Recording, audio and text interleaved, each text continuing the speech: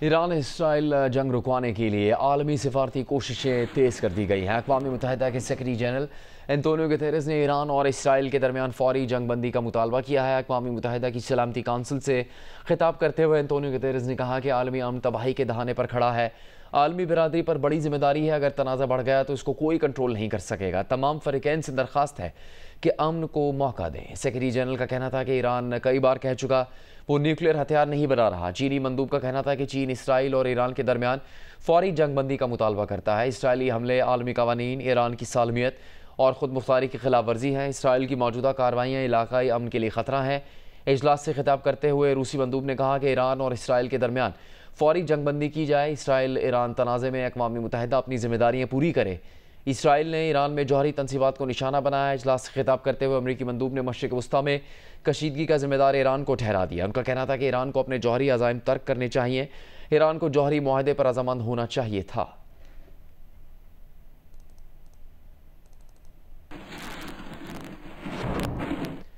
اقوام متحدہ میں پاکستان کے مندوب عاصم افتخار نے کہا ہے کہ سیکیورٹی کونسل سیز فائر کے لیے اپنا کردار ادا کرے۔ سفارتکاری کو ایک اور موقع دیا جائے۔ فریقین فوری بات چیت کی طرف آئیں۔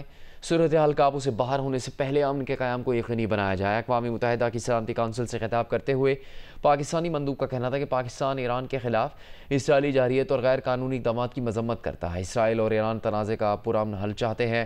اسرائیلی جارحیت سے خطے کے امن کو شدید خطرات لاحق ہیں۔ عاصم افتخار نے کہا کہ اسرائیلی حملے اقوام متحدہ کی چارٹر کی خلاف ورزی ہے۔ اسرائیلی جارحیت کے خلاف اپنے ایرانی بھائیوں کے ساتھ کھڑے ہیں۔ ایران کے نیوکلیئر پروگرام کا مسئلہ ڈائیلاگ کے ذریعے حل کیا جائے۔ عالمی ایٹمی توانائی ایجنسی غیر جانبدارانہ طور پر کام کرے۔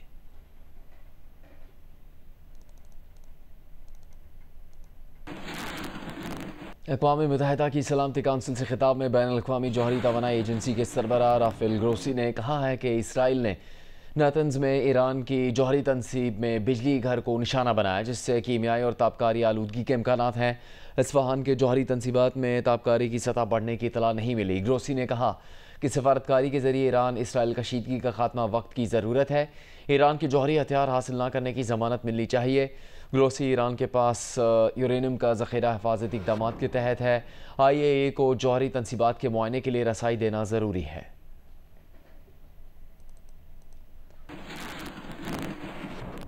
امریکی وزیر خارجہ مارکو روبیو نے وزیر اعظم پاکستان شہباز شریف سے ٹیلی فون پر بات کی ہے۔ بات چیت میں وزیر اعظم نے امریکی صدر ڈونلڈ ٹرمپ کے لیے نیک خواہشات کا اظہار کیا اور امریکی وزیر خارجہ مارکو روبیو کی جانب سے پاک بھارت امور میں خاموش سفارتکاری کو سراہا۔ وزیر اعظم نے کہا کہ مارکو روبیو کی فعال سفارتکاری کی وجہ سے 2 ایٹمی ریاستیں تباہی سے بچ گئیں۔ وزیر اعظم نے کہا کہ پاکستان سے متعلق امریکی صدر ٹرمپ کے مثبت بیانات جنوبی ایشیا میں پائیدار امن کی حوصلہ افزائی کرتے ہیں۔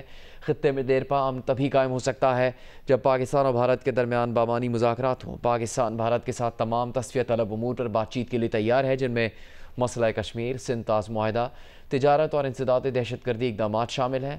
مارکو روبیو سے بات چیت میں مشرق وسطیٰ کی صورتحال اور ایران اسرائیل بحران پر بھی بات چیت ہوئی۔ وزیر اعظم نے کہا کہ ایران اسرائیل تنازع کو مذاکرات اور سفارتکاری سے حل کیا جائے۔ انہوں نے کہا کہ پاکستان اس صورتحال میں کوئی بھی تعمیری کردار ادا کرنے کے لیے تیار ہے۔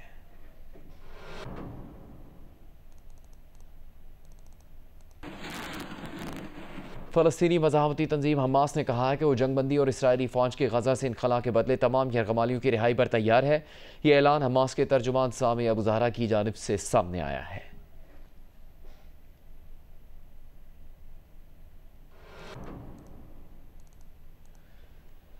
اسرائیل نے 13 جون سے اب تک ایران کے 5 نیوکلیئر پلانٹس کو نشانہ بنایا ہے۔ اسرائیل اب تک ایران کے 14 سائنسدانوں کو بھی قتل کر چکا ہے۔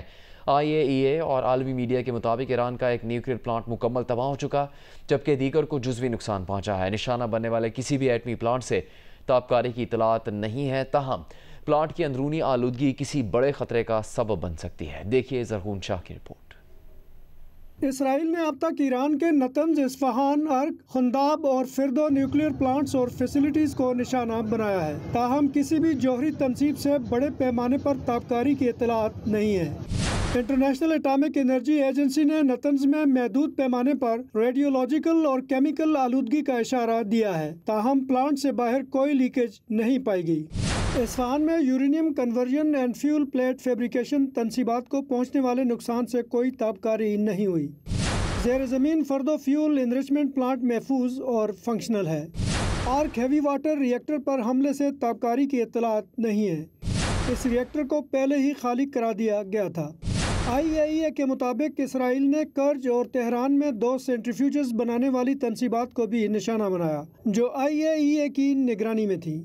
عالمی میڈیا کے مطابق ایران کے سویلین نیوکلیئر پاور ری ایکٹر سے 5%، ریسرچ ری ایکٹرز میڈیکل آئسوٹوپ سے 20% اور نان سویلین ری ایکٹر سے 60% یورینیم افسودہ کرتا ہے، جو ویپن گریڈ سے صرف 1 قدم کی دوری پر ہے۔ ایران اب تک 90% ویپن گریڈ یورینیم کی افسودگی تک نہیں پہنچا۔ ماہرین کے مطابق 60% سے 90% یورینیم کی افسودگی کو اتنا وقت نہیں لگتا جتنا 5% سے 60% افسودگی میں لگتا ہے۔ IAEA کے مطابق 17 مئی تک ایران کے پاس اتنا یورینیم موجود تھا جو 60% تک افسودہ کیا گیا ہے، جسے مزید افسودہ کر کے 9 جوہری ہتھیار بنائے جا سکتے ہیں۔ IAEA حکام کے مطابق ایران کا زیادہ تر انتہائی افسودہ یورینیم زیر زمین اصفہان میں ہے جو ادارے کی نگرانی میں ہے۔ ایران کا موقف ہے کہ اس کا ایٹمی پروگرام پرامن مقاصد کے لیے ہے۔ NPT کے تحت اسے یورینیم افسودہ کرنے کا حق حاصل ہے۔ زرغون شاہ، جیو نیوز، اسلام آباد۔ ایران اسرائیل جنگ کے باعث پیدا ہونے والی کشیدگی کی وجہ سے بین الاقوامی جہازرانی شدید متاثر ہو رہی ہے۔ انشورنس کمپنیوں نے خلیج فارس میں آبنائے ہرمز اور یمن کے باب المندب سے گزرنے والے تجارتی جہازوں پر ایڈیشنل وار رسک پریمیم عائد کر دیا ہے، جس کی وجہ سے جہازراں کمپنیوں کے مجموعی اخراجات میں 10 سے 15% تک اضافہ ہو گیا ہے۔ رپورٹ کر رہے ہیں نمائندہ جیو نیوز طارق ابو الحسن۔ ایتھنز میں موجود بین الاقوامی جہازرانی کے ذرائع نے جیو نیوز کو بتایا کہ انشورنس کمپنیوں نے یمنی حوثیوں کی جانب سے اسرائیل جانے والے بحری تجارتی جہازوں پر حملوں کے بعد گزشتہ سال بحیرہ احمر میں باب المندب سے گزرنے والے جہازوں پر وار رسک پریمیم عائد کیا تھا۔ اب ایران اسرائیل جنگ کے دوران بحیرہ احمر میں باب المندب اور بحیرہ عرب میں خلیج عدن سے آبنائے ہرمز کے راستے خلیج فارس جانے والے تمام تجارتی جہازوں پر ایڈیشنل وار رسک پریمیم بھی عائد کر دیا ہے، جو پہلے سے عائد وار رسک پریمیم میں 2.4 سے 2.7% تک کا اضافہ ہے۔ ایک اندازے کے مطابق اب ہر کارگو شپ یا آئل ٹینکر 5 سے 6 لاکھ ڈالر وار رسک پریمیم ادا کرے گا۔ بحری تجارتی جہاز کی انشورنس فیس جہاز کے وزن اور اس پر لدے کارگو کی مالیت کے حساب سے عائد ہوتی ہے۔ اس لحاظ سے جہازراں کمپنیوں کے اخراجات میں مجموعی طور پر 10 سے 15% تک اضافہ ہو گیا ہے، جس کے باعث تجارتی سرگرمیاں محدود اور پیداواری لاگت میں اضافہ ہو جائے گا۔ ذرائع کے مطابق پہلے آبنائے ہرمز سے روزانہ 40 سے 50 آئل ٹینکر گزرتے تھے۔ ان دنوں یہ تعداد کم ہو کر 20 سے 25 ہو گئی ہے۔ سعودی عرب کی بندرگاہ دمام سے تیل لانے والا PNSC کا آئل ٹینکر MT شالیمار آج آبنائے ہرمز سے گزرے گا۔ پاکستانی پرچم بردار اس جہاز کو پاک بحریہ کا فرگیٹ اپنی حفاظت میں لا رہا ہے۔ طارق ابو الحسن، جیو نیوز، کراچی۔ اس وقت امریکی محکمہ خارجہ کی ترجمان پریس بریفنگ دے رہی ہیں۔ For President Trump, as you likely know, that he was leaving the White House and taking the helicopter flight. We wanted to make sure we did not conflict with, well, I think the most important man in the world. Yes, so we're good, and we know that you also like to report on those things as well. And again, thank you for being here today. We do have a few announcements here, and then we'll begin with your questions. Thank you for being here. Nice orange, nicely done. All right, the U.S. Department of State has no higher priority than the safety and security of Americans. As we continue to assess and address the needs of U.S. citizens during this important time, I want to reiterate a few important instructions for everyone watching at home and around the world. We urge all American travelers to sign up for the Smart Traveler Enrollment Program, known as STEP, to receive the latest updates from the State Department. We also urge U.S. citizens to regularly monitor the department's website at travel.state.gov to receive the latest updates and to find emergency contact information. Americans overseas in need of assistance should contact their nearest U.S. embassy or consulate, or call, if you're overseas, +1 202 501 4444. That is +1 202 501 4444. Another important update, the State Department has added a crisis intake form, which can be found by clicking the banner on the top of travel.state.gov, which, once again, the magic of technology, there it is. The new aspect is that red banner at the top. Click on Israel and Iran departure info for U.S. citizens and follow the instructions for more information. U.S. citizens in Israel and the West Bank who would like to receive information on departure assistance should fill out the form that this website will take you to. This crisis intake form will also allow U.S. citizens in Iran to register their information. We do not anticipate offering direct U.S. government-assisted departure from Iran.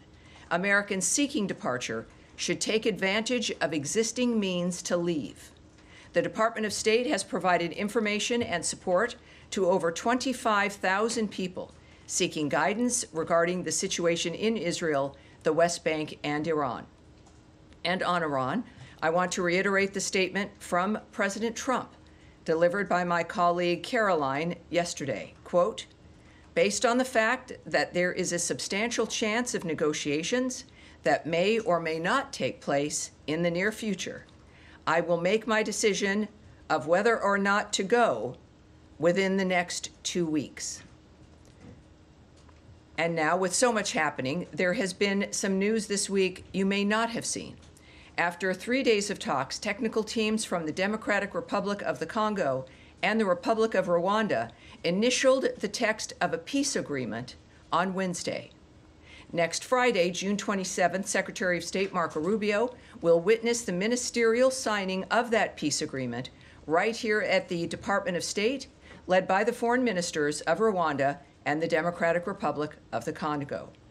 This is a milestone achievement and a significant step toward peace in that region, and we remind our friends and partners that with implementation of the agreement, the economic investment and development we all want to see will finally be possible.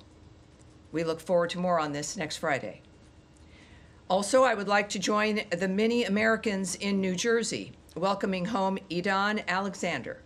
Held hostage by Hamas, his release is a reminder of our commitment to Americans wherever they may be in the world. The scenes of people lining the streets were truly heartwarming, and America is stronger with one of our sons finally home. And lastly, we are having this briefing on Friday because we were not here yesterday because it was the holiday Juneteenth. On June 19th, for everyone wondering and not perhaps having all the details, on June 19th, 1865, Union Major General Gordon Granger arrived in Galveston, Texas to announce General Order No. 3, declaring that all enslaved people in Texas were free.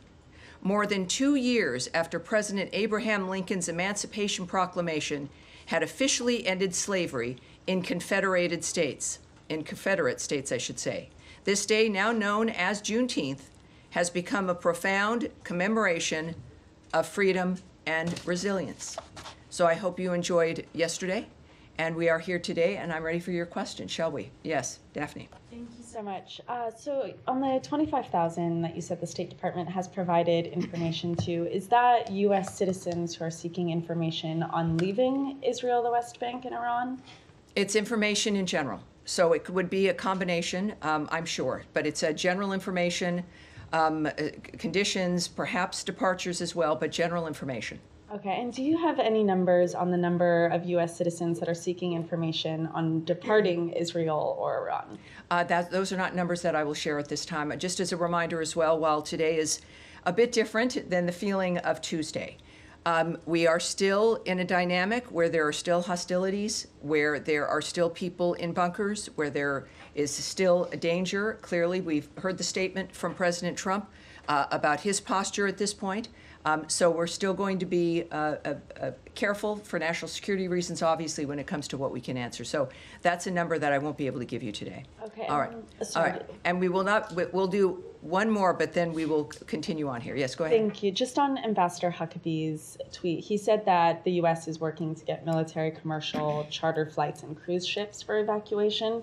Have any of those organized by the State Department evacuated American citizens yet? And if not, when is that expected? Again, I won't give details from this podium, but we know that at each embassy, they are posting actions that they're taking. We know that the Israeli embassy is doing that, so you could go to either travel.state.gov and get to the Israeli embassy, or go there directly and you will see their statements, and I would urge you to do that directly when it comes to what the Israeli embassy Temi Bruce की media briefing इस वक्त जारी है।